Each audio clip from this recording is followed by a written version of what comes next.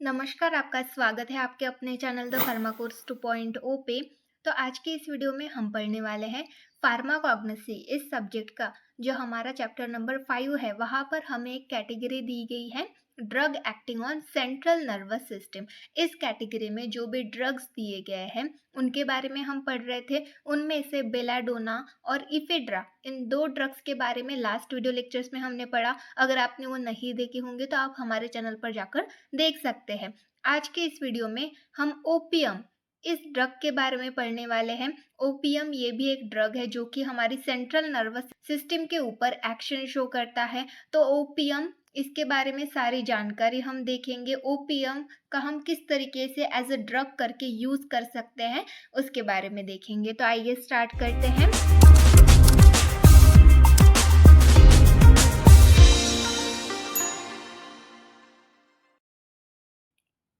Opium common name, सबसे पहले यहाँ पर हम कॉमन नेम देखेंगे ओपियम के। तो ओपियम को गम ओपियम भी कहा जाता है, रॉ ओपियम भी कहा जाता है। आफीम, हिंदी में इसको आफीम कहते हैं, और आफीन गुजराती गुजराती में इसको आफीन कहते हैं और हिंदी में इसको आफीम कहते हैं। तो इस तरीके के ये कॉमन नेम हो गए। इन नामों से भी ओपियम को जाना जाता है। आप इमेज में देख सकते हैं, ये जो आपको प्लांट दिख रहा है, ये जो आपको फ्रूट दिख रहा है, ये ओपियम पॉपी है। इसी से जो ड्रग है वो लिया जाता है। तो इस तरीके का ये प्लांट होता है ओपियम का। देन नेक्स्ट हम देखेंगे बायोलॉजिकल सोर्स। जो ओपियम है उसका बायोलॉजिकल सोर्स देखेंगे। It is the air dried milky exudates obtained by incision. The unripe capsule of Papaver somniferum belongs to the family Papaveraceae.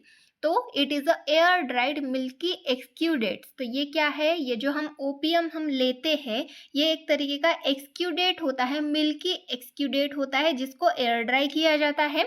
Obtain bye, किस तरीके से ऑब्टेन होता है? Incising the unripe capsule of papaver somniferum.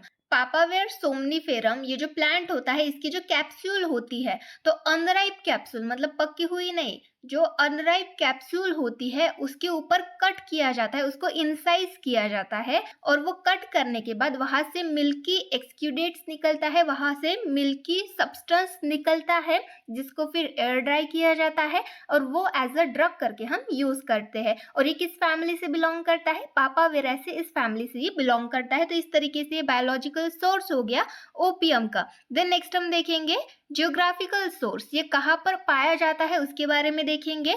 India, Pakistan, Afghanistan, Turkey, Russia, China, Iran, इन regions में opium पाया जाता है। The production of opium is controlled internationally by the international narcotic control board of the united state. तो opium के बारे में आपने बहुत सुना होगा। ओपियम ये हैबिचुअल ड्रग है और ये सीएनएस पे बहुत ही ज़्यादा एडवर्स इफेक्ट कॉज कर सकता है। तो ये ओपियम जो है, इसका प्रोडक्शन इंटरनेशनली कंट्रोल किया जाता है। ओपियम जहाँ पर भी प्रोड्यूस किया जाता है तो ये इंटरनेशनली कंट्रोल किया जाता है। कौन कंट्रोल करता है? International narcotic central board of United state. United states का इंटरनेशनल नार्कोटिक कंट्रोल बोर्ड है, वो इसको कंट्रोल करता है, ओपियम के प्रोडक्शन को कंट्रोल करता है। मतलब कोई भी ओपियम का प्रोडक्शन नहीं कर सकता। कोई नॉर्मल पीपल है वो ओपियम का प्रोडक्शन नहीं कर सकता। कुछ स्पेसिफिक पर्सन्स होते हैं, उनको भी, उनके पास भी लाइसेंस होना चाहिए। लाइसेंस होगा तभी वो ओपियम का प्रोडक्शन कर सकते हैं। In each country the production is carried out under strict government control. तो हर कंट्री में जो ओपियम का प्रोडक्शन है वो स्ट्रिक्ट गवर्नमेंट कंट्रोल के अंडर ही किया जाता है। मतलब कोई भी इंसान ओपियम की खेती नहीं कर सकता। In India opium collected from the field of Madhya Pradesh and Uttar Pradesh by the cultivators is brought to the factory at Ghazipur and Neemuch. तो हमारे इंडिया में जो ओपियम है वो कहाँ से कलेक्ट किया जाता है? मध्य प्रदेश में और उत्तर प्रदेश में। इन दो रीजन्स में ओपियम जो है वो कल्टीवेट किया जाता है, इसका प्रोडक्शन किया जाता है बाय कल्टीवेटर्स। मतलब जिनके पास लाइसेंस है वो लोग इसको कल्टीवेट करते हैं, और ये फिर गाजीपुर और नीमच, यहाँ पर फैक्ट्रीज होती है, गवर्नमेंट फैक्ट्रीज होती है, वहाँ पर ले जाया जाता है। तो इस तरीके से ये ओपियम होता है, बहुत ही स्ट्रिक्टली इसका प्रोडक्शन किया जाता है। बहुत सारे रूल्स होते हैं इसके प्रोडक्शन के, लाइसेंस लगता है अगर इसका प्रोडक्शन करना है तो ये India, Pakistan, Afghanistan, Turkey, Russia, China, Iran इन जैसे देशों में ही पाया जाता है, इन जैसे देशों में ही इसका कल्टीवेशन किया जाता है और ये इंटरनेशनली कंट्रोल रहता है, इंटरनेशनली इसको कंट्रोल किया जाता है ओपीएम के प्रोडक्शन को। देन यहाँ पर हम कल्टीवेशन, कलेक्शन और प्रिपरेशन की प्रोसेस देखेंगे। जो ओपीएम है उसको कल्टीवेट किस तरीके से किया जाता है, किस तरीके से लगाया जाता है, फिर उसको कलेक्ट किस तरीके से किया जाता है और उसके बाद उसको प्रिपेयर किस तरीके से किया जाता है, ये सारी चीजें देखेंगे। तो इसमें सबसे पहले हम कल्टीवेशन किस तरीके से किया जाता है उसके बारे में देखेंगे। Opium poppy is an annual herb with large solitary flowers of varying colors ranging from white to pink और purple। तो ओपियम पॉपी जो होती है, मतलब ये जो फ्रूट होता है, ये जो कैप्सूल होती है, ये एक तरीके का एनुअल हर्ब है। एनुअल हर्ब मतलब ये अपनी जो लाइफ साइकिल है वो एक ही सीजन में कंप्लीट कर देती है। मतलब एक बार लगाया, उसके बाद इसको फ्लावर आया, फ्रूट आया, उसके बाद ये जो प्लांट है ये मर जाता है, उसके बाद दोबारा हमें लगाना पड़ता है। तो ऐसे जो प्लांट होते हैं इनको हम एनुअल हर्ब बोलते हैं। विथ लार्ज सॉलिटरी फ्लावर्स, यहाँ पर बहुत बड़े बड़े जो है फ्लावर्स रहते हैं। ये जो ओपियम पॉपी के फ्लावर्स होते हैं बहुत लार्ज होते हैं और इनके कलर जो होते हैं वो अलग अलग होते हैं। जैसे वाइट हो सकता है, पिंक हो सकता है, पर्पल हो सकता है। आप इमेज में देख सकते हैं यहाँ पर पर्पल और पिंक कलर के फ्लावर्स आपको दिखेंगे। तो इस तरीके के फ्लावर्स होते हैं ओपियम पॉपी के।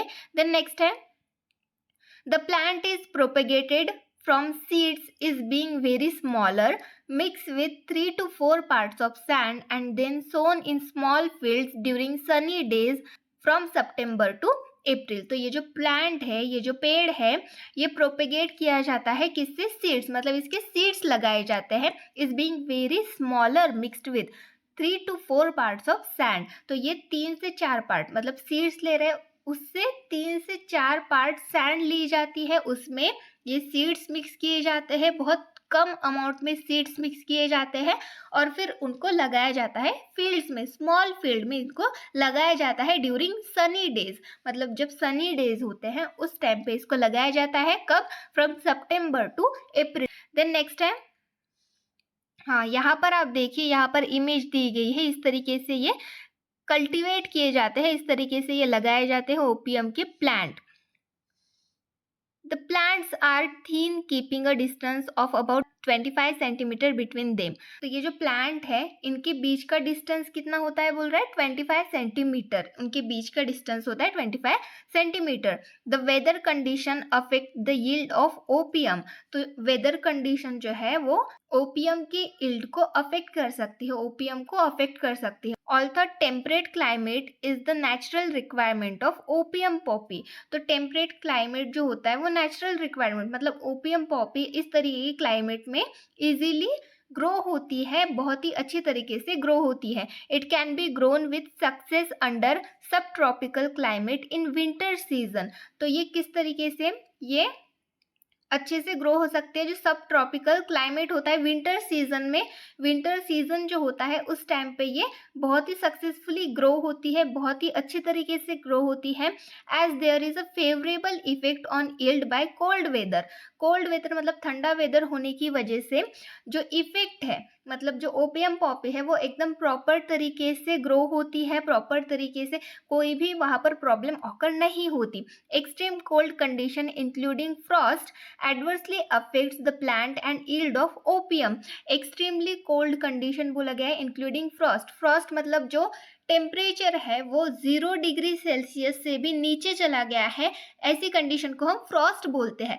अगर फ्रॉस्ट जैसी कोई कंडीशन है तो उस कंडीशन में ओपियम की जो यील्ड होती है, ओपियम की जो खेती होती है, उसके ऊपर जो प्लांट्स होते हैं ओपियम के, उनके ऊपर एडवर्सली ये अफेक्ट कर सकता है। जो ओपियम है वो प्रॉपरली ग्रो नहीं होता इतनी कोल्ड कंडीशन में। In short, best climatic condition for opium poppy are cool weather without freezing temperature and cloudiness and sufficient sunshine. तो यहाँ पर क्या बोला गया है? अगर हम बेस्ट क्लाइमेटिक कंडीशन देखिए ओपियम पॉपी के लिए तो कूल वेदर होना चाहिए विदाउट फ्रीजिंग टेम्परेचर। कूल होना चाहिए पर इतना भी नहीं कि बहुत ही ज़्यादा एकदम 0 डिग्री सेल्सियस से भी कम हो जाए, इतना भी कूल नहीं चाहिए, नॉर्मल कूल वेदर चाहिए।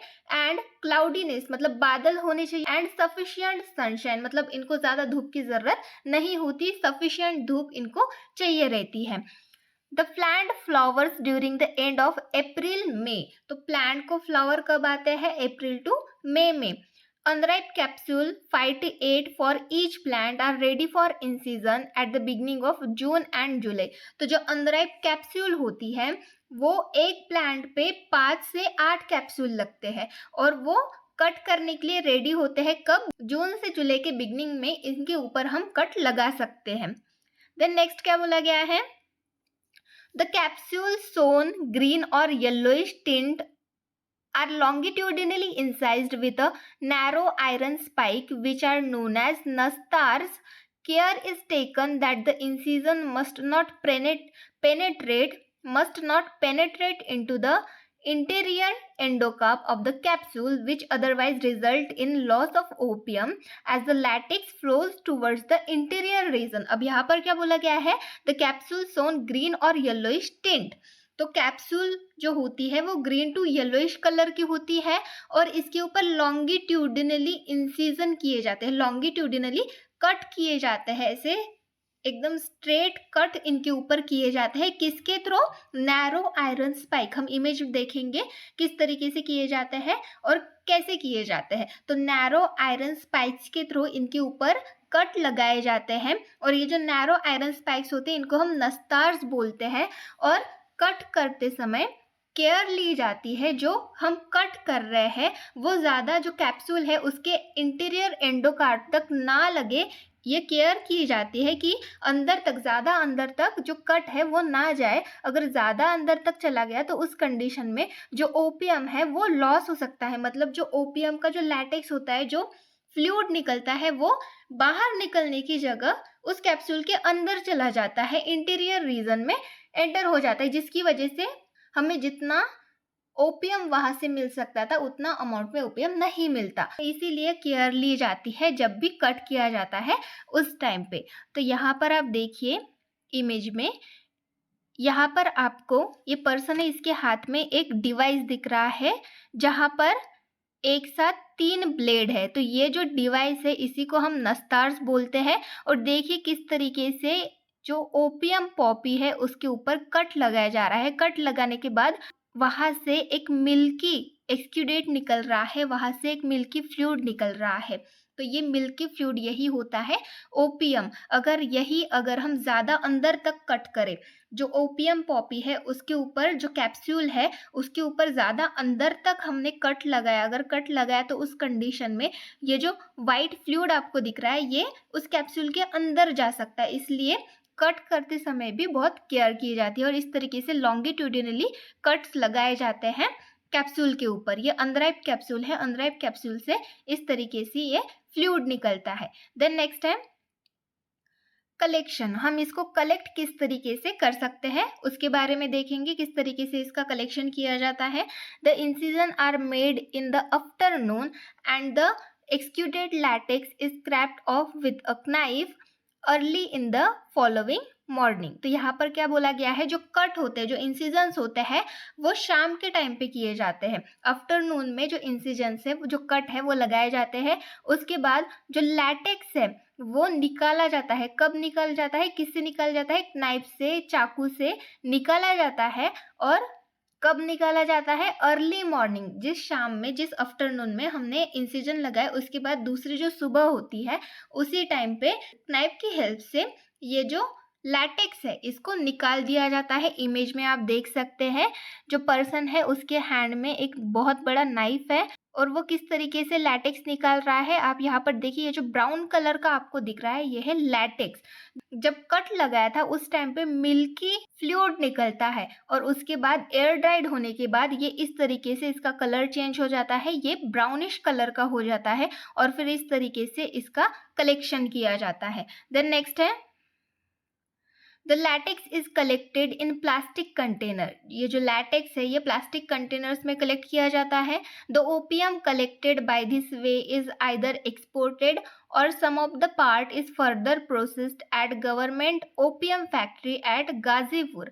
तो ये जो ओपीएम कलेक्ट किया जाता है ये डायरेक्टली उसी तरीके से एक्सपोर्ट कर दिया जाता है या फिर जो गवर्नमेंट ओपीएम फैक्ट्री है गाजीपुर में वहाँ पर प्रोसेस करने के लिए इसको भेजा जाता है। तो इस तरीके से ये कलेक्शन की प्रोसेस होती है और फिर फैक्ट्री में जाके उसको जिस तरीके से प्रोसेस करना है उस तरीके से वो करते हैं। देन नेक्स्ट हम देखेंगे मॉर्फोलॉजिकल कैरेक्टर्स, इसके एक्सटर्नल कैरेक्टर्स देखेंगे। शेप की अगर हम बात करें तो इसका शेप होता है राउंडेड फ्लैटेंड मासेस। तो हमने इमेज में देखा इसका शेप होता है राउंडेड होता है। कलर अगर हम देखें तो externally opium is pail olive brown और ऑलिव ग्रे। तो एक्सटर्नली अगर हम ओपियम का कलर देखें तो ये थोड़ा पेल ऑलिव ब्राउन कलर का होता है। जो अनराइप कैप्सूल जिसको हम बोलते हैं वो पेल येलो पेल ऑलिव ब्राउन कलर की होती है या फिर ऑलिव ग्रे कलर की होती है। ऑर्डर अगर हम देखें तो कैरेक्टरिस्टिक्स ऑर्डर होती है। टेस्ट होती है इसकी bitter. It is quite elastic when fresh but becomes tough hard and brittle on storage. ये जब फ्रेश होता है तो ये इलास्टिक होता है, मतलब ये एक तरीके का फ्लूइड होता है। जब हम इसको इंसाइज करते हैं जो कैप्सूल है उसको हम कट लगाते हैं तो उस टाइम पे फ्लूइड निकलता है। देन जब हम उसको फ्रेशली निकालते हैं तो वो इलास्टिक की तरह लगता है, पर जब हम उसको स्टोर करते हैं तो उसके बाद वो धीरे धीरे टफ मतलब हार्ड बहुत ज़्यादा हार्ड हो जाता है, ब्रिटल हो जाता है। तो इस तरीके से ये मॉर्फोलॉजिकल कैरेक्टर्स हो गए। देन नेक्स्ट हम देखेंगे इसके केमिकल कंस्टिट्यूएंट्स। ओपीएम में कौन कौन से केमिकल कंस्टिट्यूएंट्स प्रेजेंट होते हैं उनके बारे में देखेंगे। 30 different alkaloids which are mostly found in form of salt with meconic acid and few with sulfuric acid। तो ओपियम में 30 अलग अलग अल्कलॉइड्स प्रेजेंट रहते हैं सॉल्ट के फॉर्म में। मोस्ट ऑफ द जो होते हैं वो सॉल्ट के फॉर्म में प्रेजेंट रहते हैं मेकोनिक एसिड के साथ या फिर कुछ जो होते हैं वो सल्फ्यूरिक एसिड के साथ सॉल्ट के फॉर्म में प्रेजेंट रहते हैं। Alkaloids present in opium can be divided into 2 groups on the basis of the amino acid from which they are derived. तो अल्कलॉइड्स जो होते हैं जो कि ओपियम में प्रेजेंट है वो 2 ग्रुप्स में उनको डिवाइड किया गया है। किस बेसिस पे? अमाइनो एसिड के बेसिस पे जिससे वो डिराइव किए गए हैं। तो यहाँ पर हम देखेंगे कौन कौन से अल्कलॉइड्स यहाँ पर प्रेजेंट रहते हैं। तो अल्कलॉइड्स में सबसे पहले कंटेनिंग फिनांथ्रिन न्यूक्लियोलस। तो ऐसे अल्कलॉइड्स देखेंगे जो कि फिनांथ्रिन जिनमें फिनांथ्रिन न्यूक्लियोलस प्रेजेंट रहता है। तो मॉर्फिन 4 to 21% रहता है, कोडेन 0.8 to 2.5% रहता है, थीबेन 0.2 to 2% रहता है। देन नेक्स्ट है containing बेंजिलाइसोक्विनोलिन ring structure.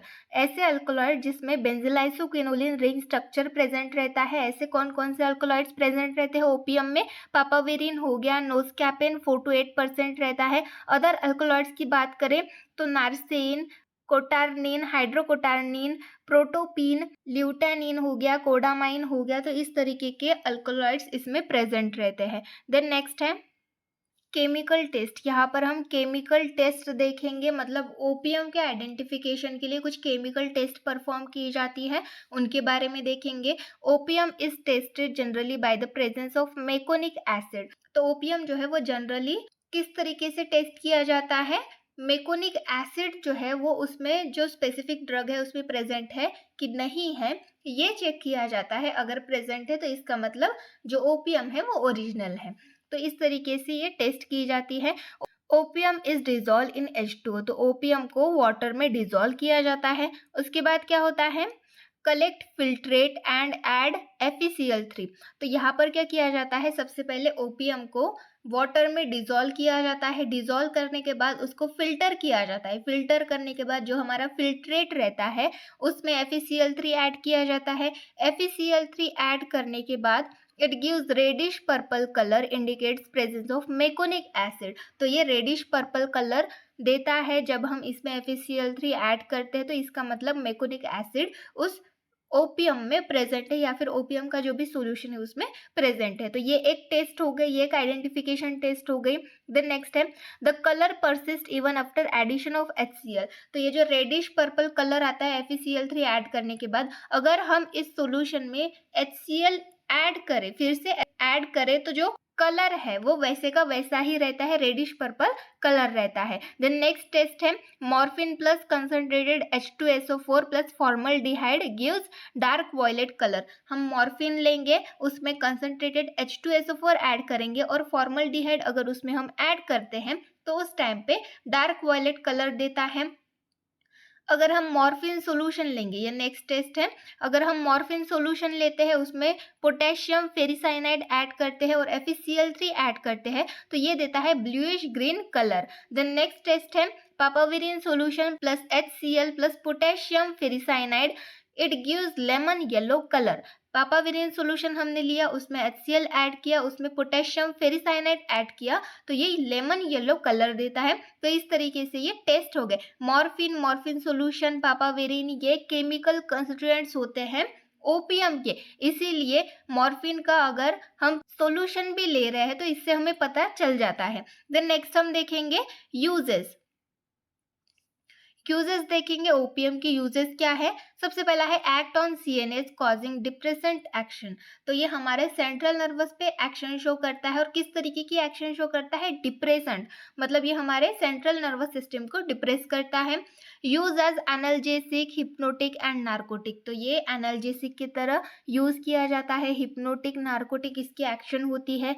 Checks excessive peristalsis and is use in control of diarrhoea. तो एक्सेसिव पेरिस्टालसिस हो रहा है, पेरिस्टालसिस मूवमेंट हो रहा है बहुत ज़्यादा, तो उसको चेक करने के लिए यूज़ किया जाता है। डायरिया को कंट्रोल करने के लिए ओपियम का यूज़ करते हैं। Opium is source of various useful alkaloids such as morphine, codeine, noscapine, papaverine.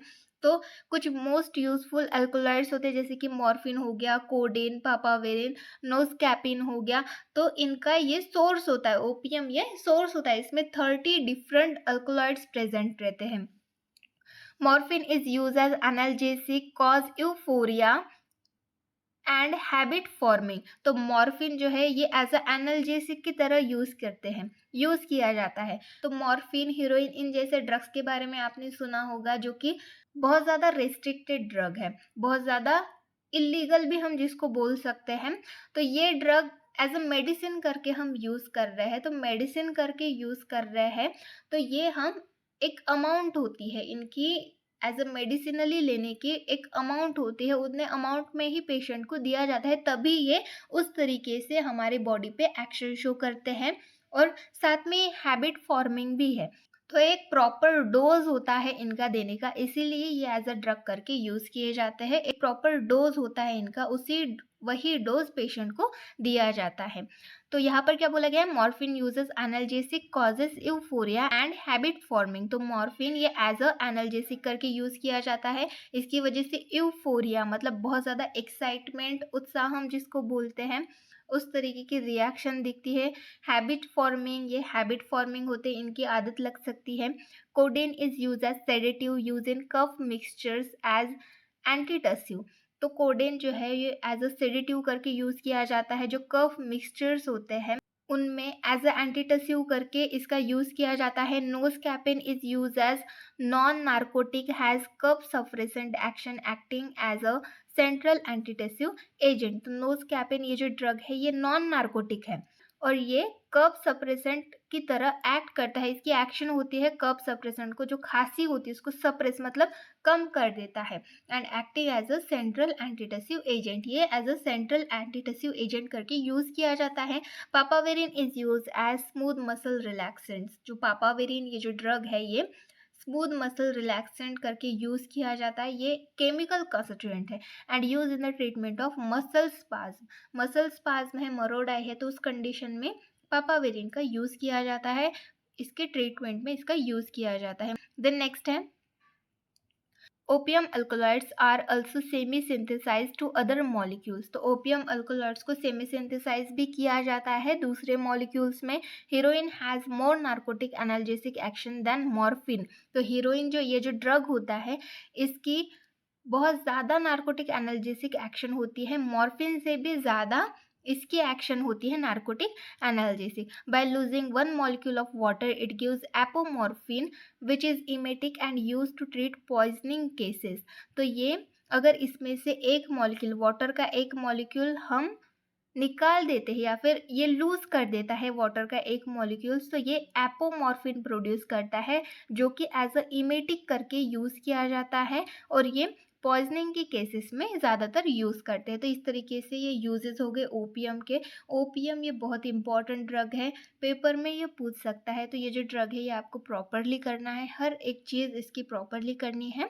तो आज के वीडियो लेक्चर में बस इतना ही। नेक्स्ट वीडियो लेक्चर में नेक्स्ट ड्रग के बारे में देखेंगे। वीडियो हेल्पफुल लगी हो तो वीडियो को लाइक करें, अपने दोस्तों के साथ भी शेयर करें। चैनल पर नए हैं तो सब्सक्राइब करें। नए वीडियो की नोटिफिकेशन पाने के लिए बेल आइकन को दबाना ना भूलें। Thank you.